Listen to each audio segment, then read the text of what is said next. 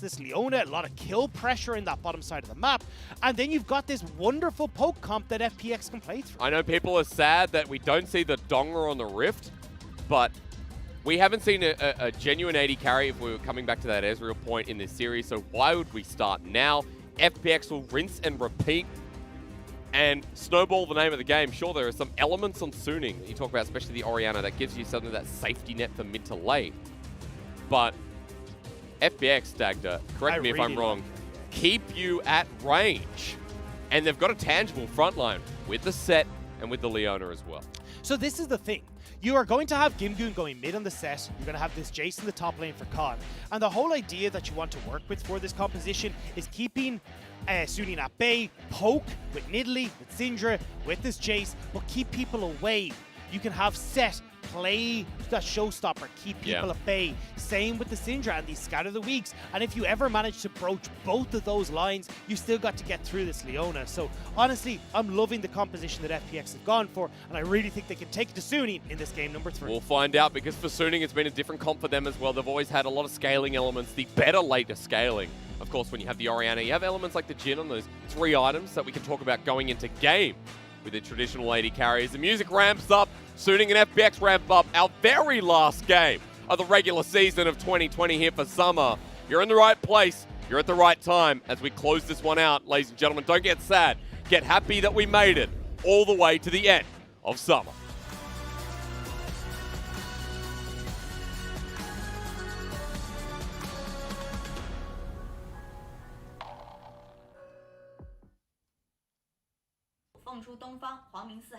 FunPlus 加油 Suning 加油 Ladies and gentlemen, almost 150 English broadcast series later, we have made it to the end of summer. This is it. FPX and Suning will take us to the game 3. And we've got interesting comps to talk about. Just as a side note, after all this League of Legends, again, there's always a game to surprise us, even here with the change. We've got a Nidalee versus a Lee Sin. Tian has Conqueror, so does SofM. Ward put down. Tian's going to back away.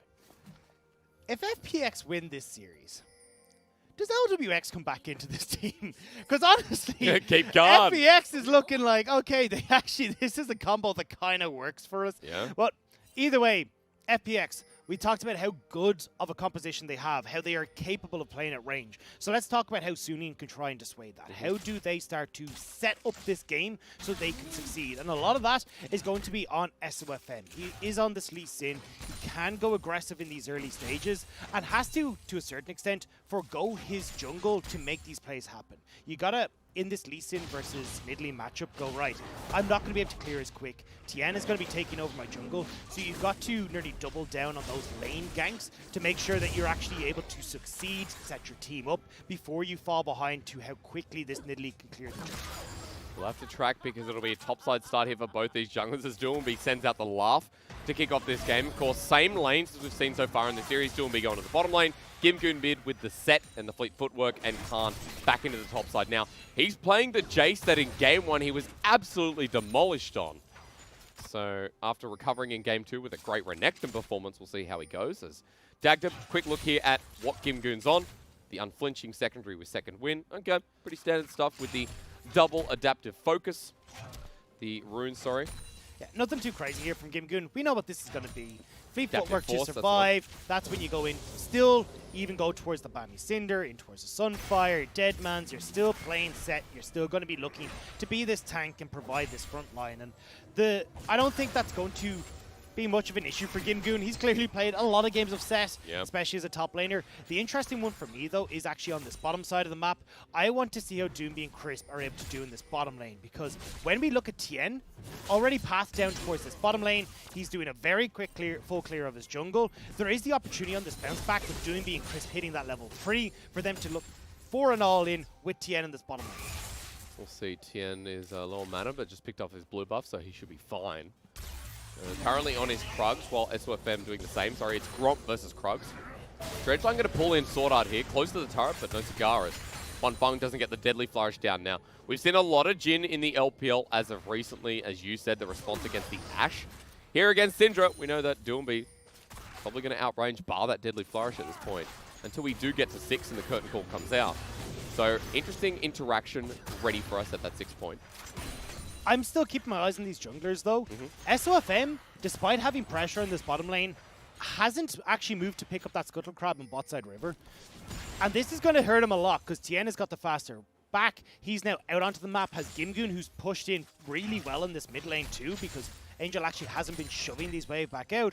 So Tian can go over towards this Scuttle, realize, hey, hang on a second, SofM is still here, who he's just spotted, take the Scuttle, run bot side and pick that up for himself as well as GimGoon is already moving up with Khan moving down to support the Scuttle. SofM drops a ward just in case. Trap does the same and will spot out both junglers in succession. So Scuttle topside here going to be taken and Bin has to respect too. And the reason this is actually such a big thing is that we already said, hey, look, SofM is going to be on the back foot in this matchup. You have to take everything you can get, especially at these early stages. And a misstep like that where you don't use the advantage of your laners to try and secure these Scuttle Crabs is actually a pretty big issue for SofM. I will say, though, as Khan gets hit out, has to use his pots, he's down in the bottom lane. Meanwhile, Scout of the Week connects onto huanfeng. Doinb gets the phase rush, but he's low on mana. Deadly Flourish locks down Crisp. He takes up the majority of the damage as the Dancing Grenade follows through. Some good trading back from Suning's bottom lane. As once again, we're going on in. Ignite's placed down. The Orb's ready. Crisp waiting for the Q. The Shield of Daybreak connects and the flash burnt by SwordArt. Big summoners down in the bottom lane. And just wait till this hits level 6. Yeah. Because that's where it ramps up another notch. Which you can already see the kill pressure that Doinb and Crisp have in this lane. huanfeng and SwordArt have to be very careful, especially now that they have burnt both those summoners. Oh, although huanfeng still has his flash up and available. Tian now trying to use the pressure that's been created by the FPX bottom lane to invade here. Close. Ooh, that spear was a little bit dangerous. Would have come close to killing him as FPX now have to shove in the bottom lane. It'll be a safe back with SofM getting spotted out, excuse me. GimGoon trading really well through mid as well, but Angel has been the one who's gotten better CS. But GimGoon, we know his role in this game. We know what the take Sett mid does by now. He's level 6. Speaking of which, so is Angel. And I'm going to be tracking FPX's bottom lane closely because they're backing now. Dark Seal. What else? Doinb. Okay, there we go. The Sork Shoes picked up here for Doinb, and as you said, he's approaching that 6 points, so we're going to get real close to some kill threat as soon as that comes up. And this is where I expect Tian to try and play very heavily through. Because as huanfeng and SwordArt, you've got to give a wide berth to this bottom lane. The Scout of the Week can hit from so far away. That Solar Flare has such a long range too. And you cannot approach this wave while you've got Doinb and Crisp playing aggressively. And already you can see Tian, well, he's already invaded on this bottom side, so he's trying to make a nuisance for himself there. But I want to see him work with both Crisp and Doinb to set up these plays, but there's no cleanse available for huanfeng. The cooldown's only halfway through. There's still enough time here for Tian to try and move in towards this bottom lane. At the very least now, starts with the Dragon, gets 6, now heading back. So that's the first Dragon of the game for FPX going into the Infernal. We're getting an Ocean / a Cloud for one of these teams to finish off the series as Khan is in transition. Bin's going to come over the wall. The Accelerated Shock Blast doesn't connect. He goes onto Angel. Shockwave pulls him back in as he flashes away. Khan has made a misstep, and now he's going to pay for it with his life. First blood over to SofM. Massive mistake coming through from Khan, not respecting that. When you hear that Dragon going down on the bottom side, SofM is clearly going to be moving up towards that top side. Does get caught out in transition, trying to get some ward, trying to get some safety for himself, and actually means SofM playing brave here, moving in to steal away this red buff. But Tian not there in time, and it's a successful still. The deep boarding from Suning tracks where he is as GimGoon now in the bottom side. He's going to walk through the turret. huanfeng has his flash, burns, but they've got bigger targets. Onto SwordArt, he's just going to die. And Doinb picks up his first kill. I thought it'd be Tian playing through, but it's actually GimGoon is coming down to help the mid laner. And Khan now Dominance being used. Tian is here over the wall, but Flash Burst is being the engage when they get close. It's unbeatable. He gets kicked away, but Tian's still here on top of Bin. One more auto attack needed. Even with Dominance though, Triumph puts him back on up. And now Tian, underneath this turret, is just trying to survive. Dodge away from the Sonic Wave, goes into Cougar form. SofM will not die. 3 kills on this Lee Sin. SofM is looking so good on his Lee Sin. Well, I was saying, I don't know if SofM can pull it off against Tian in this Nidalee, but he is doing work in this early game. Already 3 kills, already keeping track of Tian. And with Bin in tow, they can set up these plays on the top side. I'm getting deja vu because Khan on Jayce is failing once again. 0 and 2, and this is where his first death and first blood occurred. And this is the thing, is Khan has never been someone who can play very well around a weak side top lane. And when we already said, hey look, Tian is going to be playing down right on the bot side, he's just picked up the dragon, he's going to be resetting, Khan is getting caught out twice, and great job from SofM in this play. Okay, we're everywhere. Alrighty. To Cameraman's an FPX fan, he's tilted. There we go, that's what we wanted to see, okay.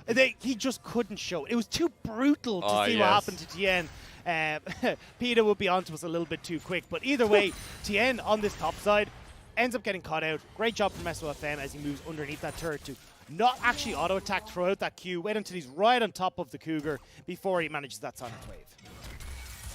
3 kills on SofM, a gold lead this early on at 1500. And Doinb gets a kill bot, but that's not going to matter in the grand scheme of things. So Jayce put behind again, Bin roaming around, Rift Herald has now spawned. Crisp and GimGoon are here, Tian's making his way, Doinb doing the same. But everyone, it seems, on Summoner's Rift will be heading towards this objective. This is going to be very much about setup for both these teams right now, as, okay, Syndra will manage to get the Scuttle Crab, but you gotta watch out, because Doinb's in a far superior spot as opposed to huanfeng, and also Angel, to be honest, so GimGoon, if you can find this big engage, can set up for FPX to make the Doinb was hitting the wave though, as the kick already went through on Crisp. The shockwave hits too, and the curtain call's layering down. Crisp is absorbing the damage. Dives to Bin as GimGoon gets his ulti onto the backline though. Rift Herald was picked up by FPX, I believe, as SofM takes the damage, and Tian goes into the backline, confident as ever. Hits SwordArt, wants to re-engage, gets the pounds, but golden in the nick of time. Angel low health bar, taken by Khan, as Doinb gets a kill as well. Another Renekton with a triple, but FPX do fight back. They do manage to get a double kill. They're managing to get that Rift Herald, crucially, which they can now put down in this mid lane, spread that gold between Khan and Doinb, and maybe actually take this turret down. You've got enough damage between Khan and Doinb. All right. Even though it was more of a favorable trade, still concerned that you just gave 3 kills over to Bin. We just had a game 2 where Renekton took over the Rift. I agree. And I want to say this with a caveat because so the composition from FPX shouldn't allow this Renekton to get in. You should be able to play at range, not allow him to have as big of an impact. But we saw in game number 2 that didn't really matter for LPL Renektons.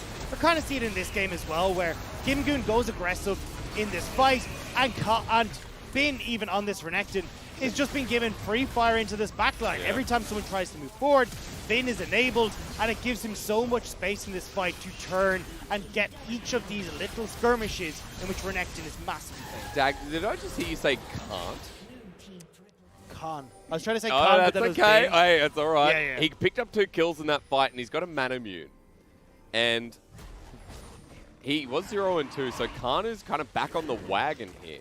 Both top laners in decent enough positions. FPX going to start this dragon. And obviously going for the mana Mune here because he's going to be looking at a lot more poke, where you need that tier to try and provide a lot of these accelerated shock blasts. So as we talked about, Jayce, Nidalee, Syndra all trying to play at range and making sure that they can keep the likes of Bin, who's got these 3 kills, the Blade of the Rune King, away from the key damage dealers. Especially when you've got GimGoon on the showstopper. If Bin tries to move forward and get aggressive, well, there's always the opportunity for him to slam him back in on top of Suning and buy space for the backline of FPX. It's really hard to deal with this Renekton though. Blade of the Rune King picked up, while Doinb in the bottom side wants a bit of turret plating. SwordArt and huanfeng are on the way.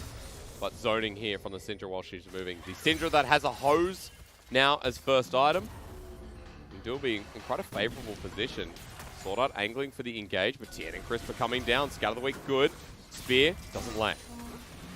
Angel, Shockwave going to pull in Crisp. Teleport's being burned down as well. Khan is here too. Crisp is just going to accept his fate as he dies on in. Bin gets his 4th kill. SofM is cutting them off, and the kick back means Doinb gets knocked on up, and FPX have just gone into the lion's den, but it's more like going into the jaws of a crocodile. Sonic Wave once more, the top side of the map, have all 9 kills in their pocket. And it has been non-stop from Suning. They are trying to again aggress forward. find these picks, and they do such a good job teleporting from bin to secure more of that gold into their back pockets. You've now got huanfeng in the bottom lane, who's going to be able to get some of these turret plates. The mid lane, Angel has been able to grab some, but GimGoon wants to find the play. Phase break is going to pull him in. Teleport being used like FPX are reversing the play into the wall. They're going to get Angel with the Zenith Blade, Solar Flare, everything. Scatter the weak, give it over to Doinb. Pose will help secure the kill, and that's only one, costing 2-3 kills from before. It does dissuade Suning from being able to make more of these plays, though. You can see it straight off the bat. huanfeng, he's got to back away from that bot turret. Can't actually get any of these turret plates off the play that Suning just made. You are getting some of these kills back. But still, Suning are sitting with a 2,000 gold lead. SofM? Is he going to die for a chicken? I know the Colonel would, as over the wall he'll find himself just in the nick of time. I mean, sometimes, I'll be honest, I'd die for KFC. You know, I said it. Teleport, though. Oh, my God. What is coming going in. on? We're fighting. And you know what? That's Angel. Angel has Shockwave available. He's ready to use it on GimGoon, who absorbs damage. Khan is here with the Shock Blast. Chris flashes away. They turn their tides as Doinb joins the fight. Suning are ambitious. That's because Bin is so large and in charge. Khan, rinse and repeat. Game one at this point as Angel's behind enemy lines. He just wants to die again, Dagda. Doinb will grant his wish. And this certainly is an LPL game off to finish the season. This is how I want to finish my season. This is what I needed from Suning versus FPX. And right now, support Orianna, still making the plays work. 0-3 and 8 for Angel. You're still giving these opportunities for Bin now to crack open this bottom lane turret. Fortunately for himself, obviously, no more of those turret plates. Tian looking to answer on this top side, but Suning are looking again and again to punish where FPX are misstepping. If they have these opportunities to use these teleport plays, get members into the right position where they get these kills, that's how they're looking to try and get themselves to that later game point where Orianna is massive, where you've got the Storm Razors, the Rapid Fire Cannon, the Infinity Edge on this Jhin. But these are so messy and bloody fights that this is like the perfect, as you said, LPL end to the season. It really feels like these teams are just now brawling. You know, for the sake of brawling, the true LPL way. There's a 2k gold lead for Suning, but I'm not sure I care about that at this point in time. A lot of turret plating taken down. I didn't care about it because we're probably going to have another fight around the Ocean Dragon coming up. FPX already have 2. Ocean Soul this time on the Rift. The ability to push it to Soul Point as Doinb just wants his turret to go down. A bit more gold into his Sett pocket. Suning are setting up on this top side though for the Rift Tower that's about to spawn. So you can see the priorities of both these teams, but FPX happy to add a third one to their Pose collection. comes out. Shockwave available. Is it going to be used? Angel's just being a bit of a bully. GimGoon backs away. They're committing to the top side for the Herald. And FPX going all in to where SofM is in the bottom side. Zenith Blade used and the Javelin thrown is proper English. But Dragon might just be given at this point for the Herald. Always a potential as FPX. I mean, I thought they would try and set up for this Rift Herald a little bit, see if they can, as Suning move in, get that poke that they have with Khan, Tian, Doinb, and try and take the fight that way. The issue is, if FPX start to move in towards the likes of this Dragon now, it's easy for Suning to dive in on top of them and find these things. I was just looking at this Renekton who's putting down the Rift Herald. He has 8,500 gold. No damage done because it's a Black Cleaver and Blade of the Ruin King pre-20 minutes. As Herald's dissuaded, but it will get the charge and it will drop. Now, Dragon has spawned. Suning have moved down. Get ready. But this is where FPX are strongest. While this Dragon isn't actually being taken, they can start to get the poke and try and get some decent damage on towards Suning, but they need to be careful. You can see FPX do the right call of backing into these chokes, which make it a little bit more difficult for Suning to find flanks. Sonic Wave connects onto Tian. He scattered the weak though, and Doinb comes forward, waiting for his Unleashed Power, the depth charge onto the backline. Doinb goes sky high as Chris blocks the damage. Zenith Blade doesn't connect. He goes golden while Tian is trying to still get an angle here with the Javelin Toss. Scatter the weak. Great with the Shock Blast combo, but FPX have used their poke, and Suning minorly unscathed. Waiting for the next round to come through as SofM walks into the pit. The Dragon will be started. Scatter the weak doesn't connect. GimGoon's trying to find a flank. I'd rather see him actually group up with FPX here to provide a front line. Here we go, FPX taking control of River. Okay, SwordArt is low. Angel zoning him off. GimGoon at half health goes in. SofM gets the steal, but Scatter the weak unleashes power, and Doinb gets the kill in response. SofM dies too. That's 2 quick kills for FPX, losing the Dragon. And for Suning, that's 30-second death timers. FPX, though, don't really have the waves in a position to try and take any of these structures. They're only going to be able to push aggressively in. You still got decent wave clear coming through from Angel. Bin can defend this bottom side as well. But at least it is some more kills, a bit more gold going over in the hands of FPX. And suddenly, this game is starting to feel a little bit like Game 2 Hysterics, where we have Suning off to this great start, but they're not quite able to push it across the finish line. And FPX, through their superior team fights, are finding the avenues back into this game. They are. 19 kills in the time we've had has been a beauty to watch. SofM gets a steal, is the league sin. But meanwhile, Doinb's cleaning and taking care of upper business. But this is the problem, where we talked about how Suning oftentimes rely on their mid lane AD carry and their support as their engage tools. Now you're looking at Bin, who has to be that engage tool, SofM, who needs to find these kicks, and not able to get any of those combos off in the fight, and it really doesn't look good for Suning. Doinb just bought him a Jayce. The confidence out of this man in the final game, 4-1-3. He has a Spellbinder, and he is a nuke. Literally, have you played Call of Duty? You know, you get 25 kill streak, and you call in the nuke, game over. Well, that's not the case here yet, but Doinb's going to have a lot of damage. And this is the thing. You've got a super strong mid-game build coming out from Doinb. Add that with the Magi Soul Stealer. Actually, SofM might feel the brunt of that in a second. Doinb sending out, Tian rather, sending out Javelin Toss onto Chris now. SofM getting in the back line. He wants to find Doinb, but Unleash Power kills while Bin is so damn fed himself. He's a massive threat. Gets a kill. It's a 1-for-1 trade as the showstopper used. GimGoon by himself, though, trying to absorb the damage, but FPX can't help him. Their AoE gone. Solar Flare does a bit of work as they jump on in. Now the fight might turn, but Bin is so damn big. This Croc in dominance at half health needs to go down, but help from huanfeng makes it so FPX have been obliterated. They're all over the place. FPX can't set up properly. The poke isn't coming in. Suning, they will find the fight and turn over towards the Baron that has only just spawned. Teleport going to be burned. There's 4 going to be at this Baron. Teleport from Doinb, who's just spawned. Versus the world with his 1-stack Magi's. What can he do? Aiming for SofM, the hose flies out. Bin gets scattered the weak, so he's not over. Angel now channeling into this Syndra at 2.5k. Angel gets hit once. The hose doesn't connect. Zoned away. GimGoon's in between him. The shockwave there, but the Baron is dismayed. Given over to Suning, while Doinb just wants to kill Angel, who's sped up with Dissonance. Everyone gets out alive, crucially with the Baron buff. Dissonance and Phase Rush coming in massively there for Angel, who's able to escape, but very well played by Suning to be coordinated, push FPX back, not give the opportunity for Doinb to come in, who was counting the seconds until his Scatter the Weak came up. This is the nuke you were talking about, Hysterics. That's how strong this mid-game build is from Doinb right now. A few of those Magi stacks will go amiss though in that play, but watch how disjointed afterwards FPX become. You've got GimGoon who goes in, tries to get this multi-man stun off, can't quite do it. The poke isn't quite there, and then they're like, right, we've got to jump in, we've got to make sure we get this burst damage down. But then when Bin jumps in here again, Tian's going one way, Khan's going another, and a great kick from SofM means they can't even coordinate in time. Because of Bin's early lead, no one can deal with it. No. That is a 3-item Renekton with Spirit Visage, so the poke from Tian, Doinb does nothing. Bin is going to carry this game into a Suning quarterfinals at this point. If Doinb was this fed and Bin wasn't, then you'd see that FPX would have total control over this game, but Bin right now channeling forward in a 4k gold lead, and you guarantee that a lot of it's on him. A huge portion of that is going to be onto him. A 700 gold bounty SwordArt. Getting caught out once again, waiting for Scatter the Weak. That does connect. The support called out now sends in the depth charge, sacrificing his life as GimGoon gets the ulti. It's a 2-man shockwave onto Crispin GimGoon. Meanwhile, though, Bin aiming for the flank while huanfeng is actually doing some damage himself. GimGoon channeling forward, gets the showstopper, the face breaker, and it's more of a melter at this point as Bin picks up yet another kill.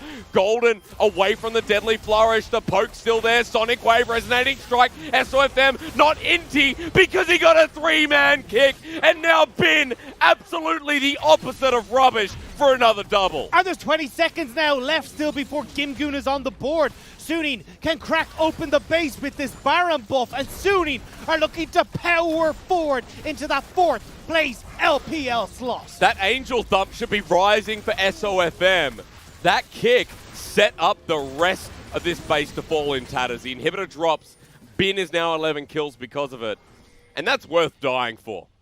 And I feel like this is just a shout out against the world that you shouldn't go, or who say you shouldn't go for B1 Renekton. I agree, but still, this blue first pick Renekton doing work, this Lee Sin doing work, and it all stems from this play here, where yes, you get SwordArt is getting caught out, but the shockwave comes through clutch for Angel, sets up for huanfeng. Bin again playing at this keep away style, so the rest of FPX can't follow up, and again, divide and conquer as way Suning to play this and picking off so many members here. Ready? Sonic Wave onto Doinb.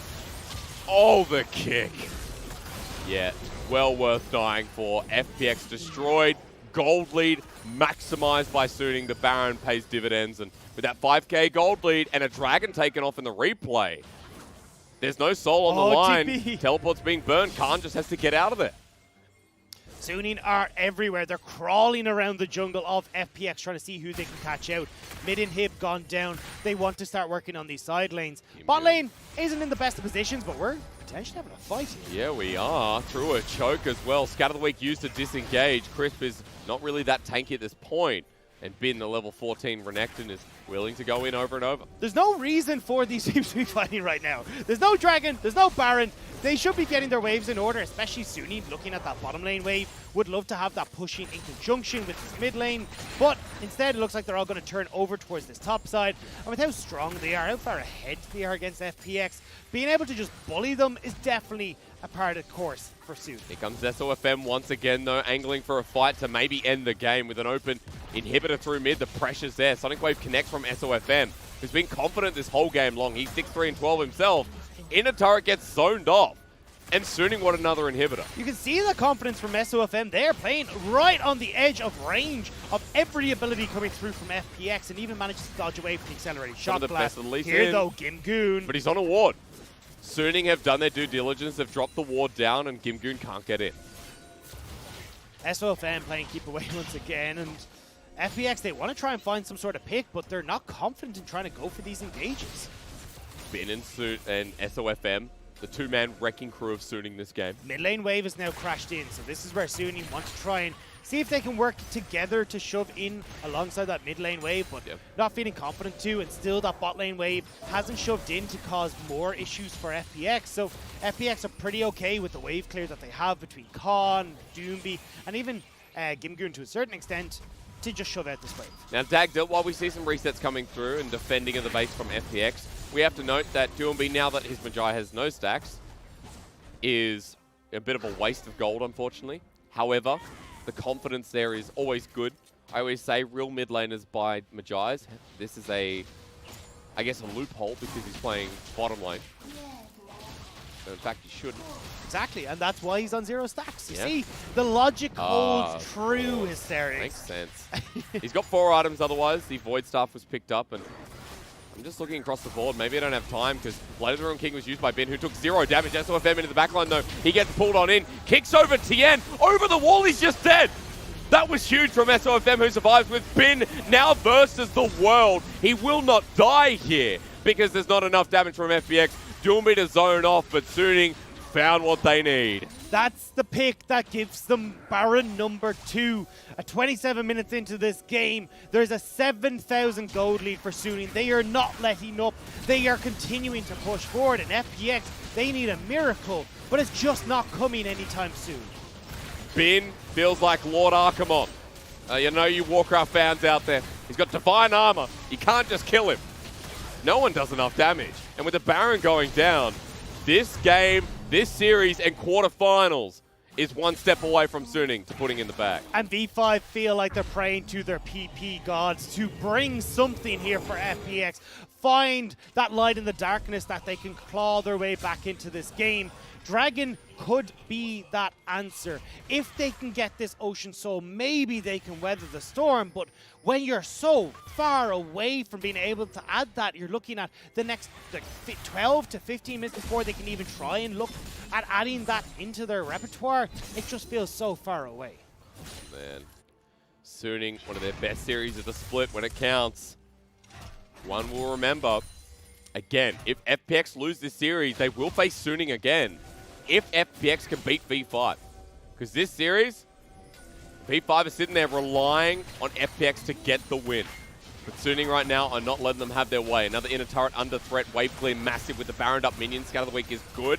But teleport flank. This is GimGoon in. Solar Flare on the back line as well. huanfeng goes golden and GimGoon stands there for a moment. Ults into the wall against Angel. He's denied here. Gets a nice face breaker, but GimGoon is dying down. Gets the shield while FPX are in tatters. He drops to Angel and in again goes Lord Archimon. Bin does not die, tanks up the turret, says come at me as SofM is doing the dance with no pants. This guy is jumping around the rift. No one stopped Suning, not even the world champions. And that is going to be it. Suning will take down FPX in game number 3. When it counts, Suning say we're going to quarters, we want to go to worlds, we want to make the run. They'll get 10 points guaranteed. They'll take down the world champions in the final game, in the final series of the 2020 Summer Split. Suning show up absolutely ginormous. So well played by Suning. Guaranteed.